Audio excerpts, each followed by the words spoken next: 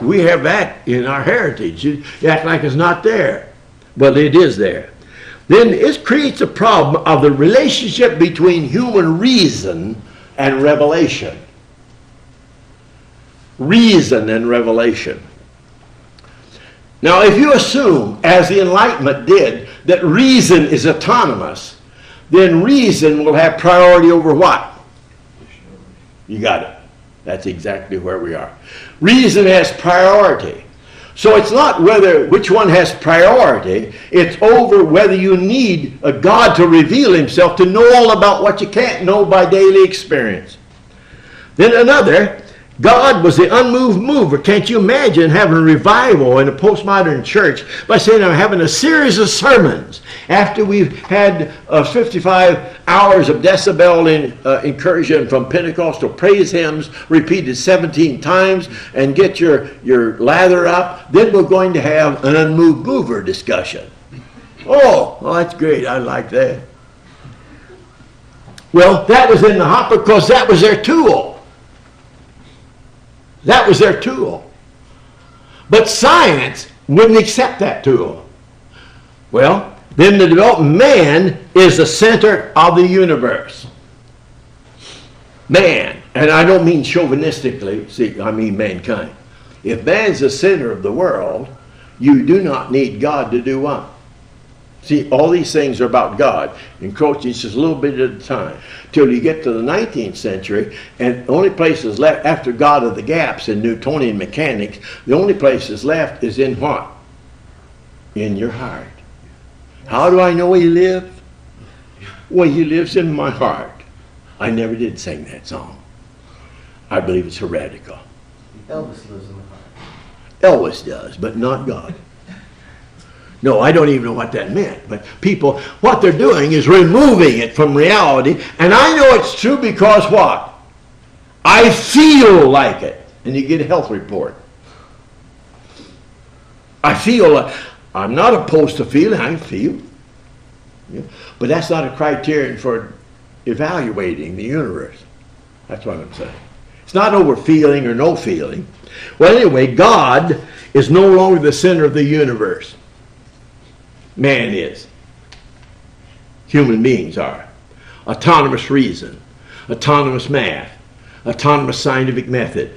Autonomous means you don't need reference beyond itself to justify itself. Huh? So you don't need God for that. You don't need God for this. Then eventually, in the 19th century, you won't need him about sin.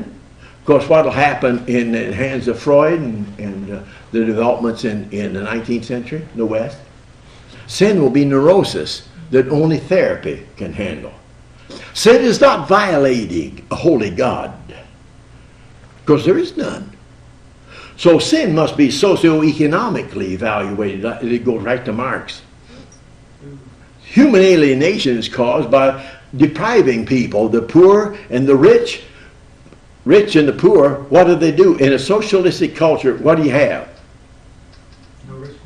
Well, this is the myth. The only trouble that has it is wrong.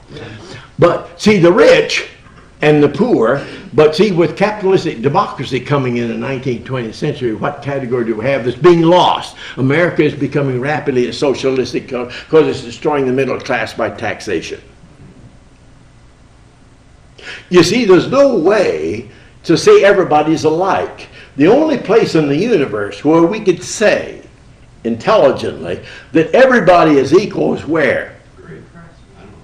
No, in Jesus Christ. I see. Like real. Okay. But if you say we're all alike because of beauty or success, what's that? If that's how our culture evaluates what people are, where you live, how much you make. They always want to know that. You get a financial report before they want to talk to you. Well, that means you're really big time here. Now, if you're down here, then who has to take care of the poor? That's why you have to be taxed. All this is about the Christian worldview. Who has to take care of the poor? The government. Government. Who's the government? Us! Where's the government get money? Us! Of course. All these things are happening where? But it's all progress. I've told them repeatedly, if this is progress for my benefit, stop it.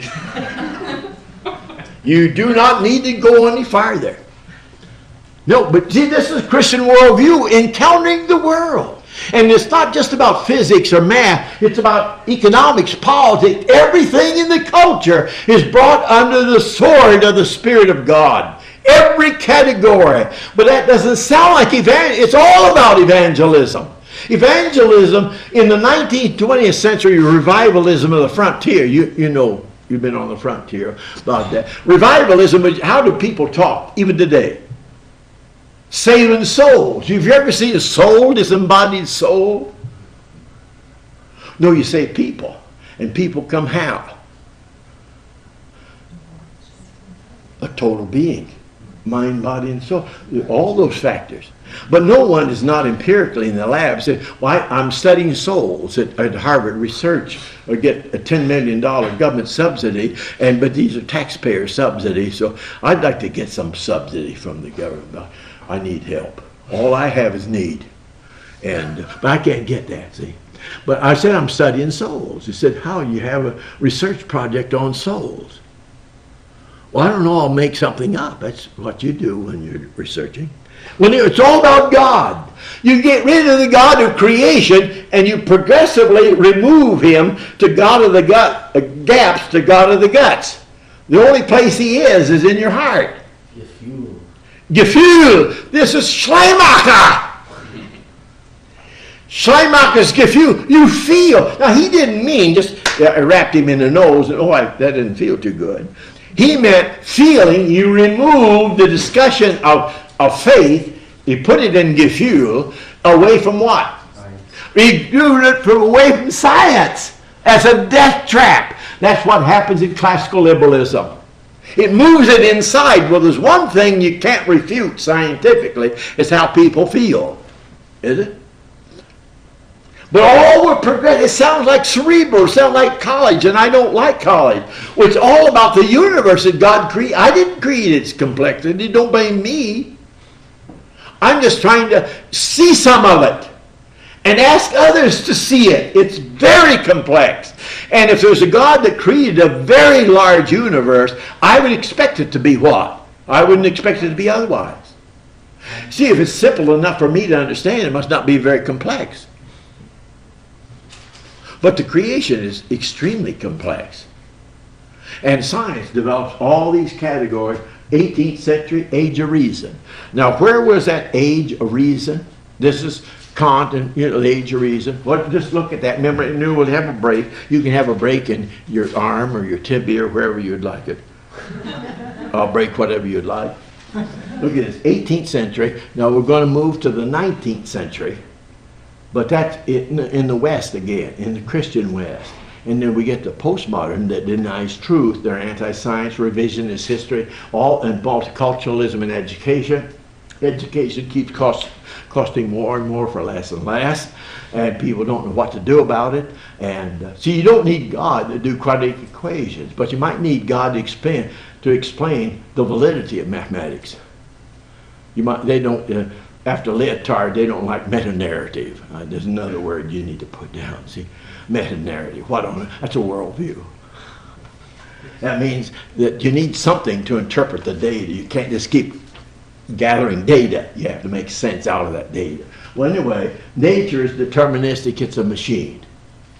Well, if it's a machine, what about? We go to Hume and we go to miracles, and you don't walk on the water, and virgins don't have babies, and all the things in the Bible. Well, up to the 19th century revolution in science, there were two basic things that were used as evidences for the validity and truthfulness of Judeo-Christianity. The whole Bible is what? What was it? Precision, predictive prophecy, and miracles. Of course, precision, predictive prophecy is a miracle, but you see, if you're a scientist, what is required for you to predict something?